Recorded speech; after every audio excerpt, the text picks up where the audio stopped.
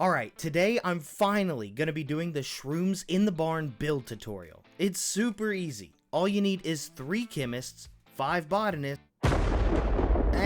Not today either then, because the weather update is here. And honestly, I did not expect it to go this hard.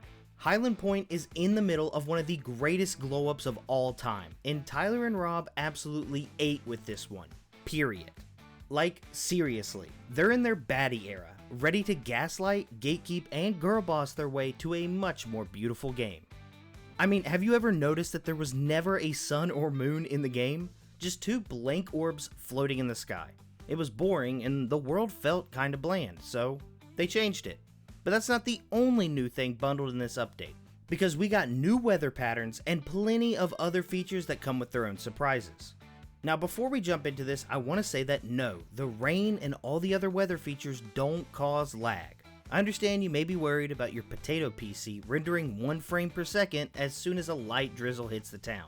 But let me be the first to assure you that the rain is only a shader effect, and the game is not rendering individual drops or anything crazy, so you shouldn't see a performance decrease at all. But with that out the way, let's take a look at this month's update.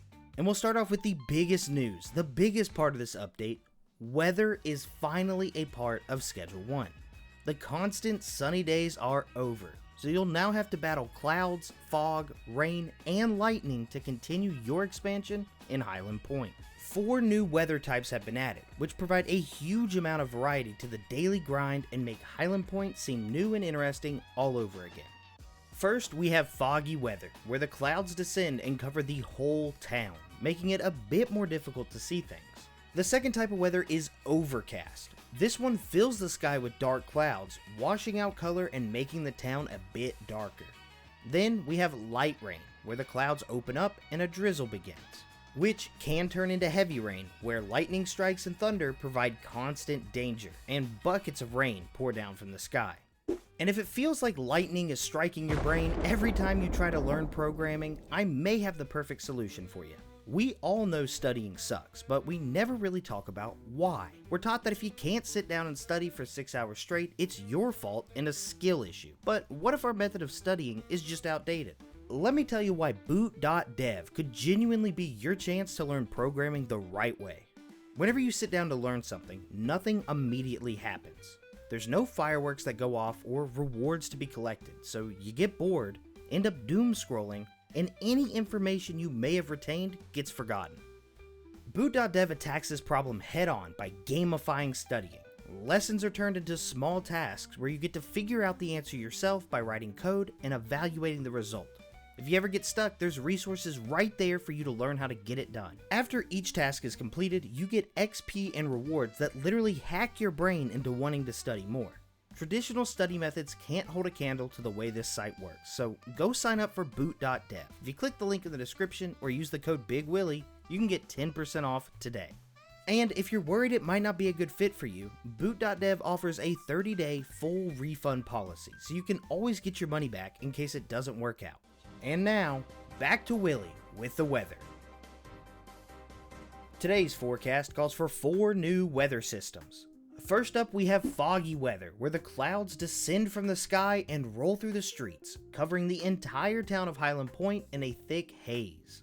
Buildings fade into silhouettes, streetlights glow faintly through the haze, and the whole town suddenly feels a lot smaller and a lot more dangerous, because visibility drops fast in the fog, so you'll want to keep your wits about you, and maybe keep a weapon within arm's reach. Because if there's one thing the Benzies love, it's testing their luck when nobody can see more than 20 feet in front of them. So if you're heading out after dark while the fog is rolling in, maybe think twice before wandering too far from the safety of your base. The second new weather type is Overcast, which at first glance looks a bit like the foggy weather, but somehow feels even darker. Instead of thick fog rolling through the streets, the sky is just completely blanketed with heavy, dark clouds. The sun disappears, the lights get washed out, and all the color drains from the town like someone turned down the saturation slider. Highland Point suddenly feels colder, quieter, and honestly, a little bit unsettling. It reminds me of those scenes in horror movies where nothing bad has happened yet, but you can tell something definitely will. The streets feel emptier, the air feels heavier, and there's this weird tension hanging over the whole town like the calm before a storm. It's eerie, it's uncomfortable, and it really makes Highland Point feel like a completely different place. This one is my personal favorite. The next weather type is called light rain. During the rain, you'll notice NPCs walking outside will pull out umbrellas. A few of them, however, have real crackhead energy, and instead of spending $5 on an umbrella, they just start sprinting. The rain will also trigger some unique dialogue when speaking with NPCs, so you'll finally have some reason to check in with your loyal customers aside from the daily sales. The rain will also affect you as well, which you'll notice almost immediately. Rain, whether light or heavy, will leave puddles on the ground. Not only do these look amazing thanks to the ray tracing, but they can also affect your driving and skateboarding. Spinning out and fishtailing will be far more common, and when I tried driving on stream, it did not end well, so I better buy some car insurance. On the plus side though, for all you thrill seekers out there, it's now easier than ever to go drifting. Watch.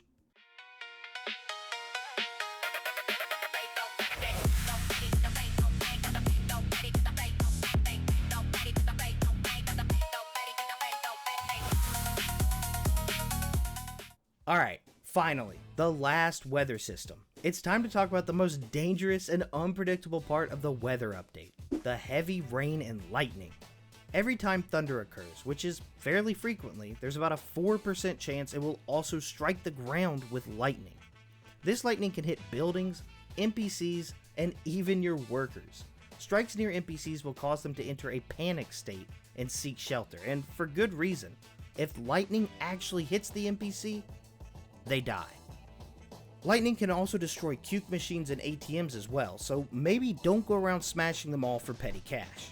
Lightning can also strike you too.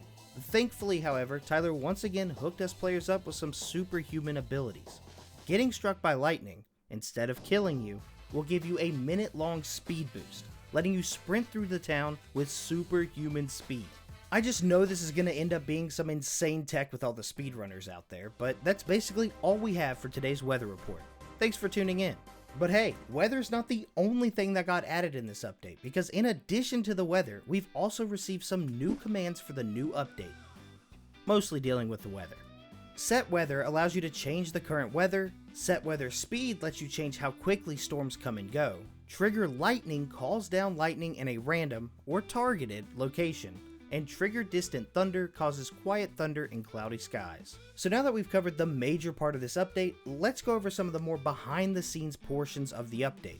Some of you with sharp eyes may have already noticed, but the moon has received an update as well, both getting slightly larger and getting a brand new texture. Those nighttime smoke sessions gazing across the bay are going to be more beautiful than ever.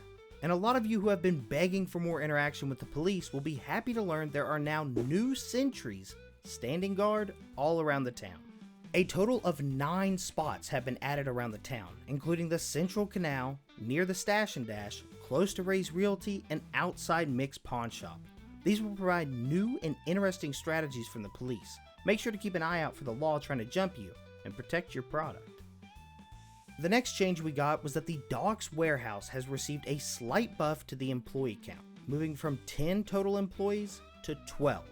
And while this won't have an immediate impact on the greater community, there will certainly be some changes coming to the super optimized build, so keep an eye out if you're all about those late game optimization tweaks and you love min-maxing.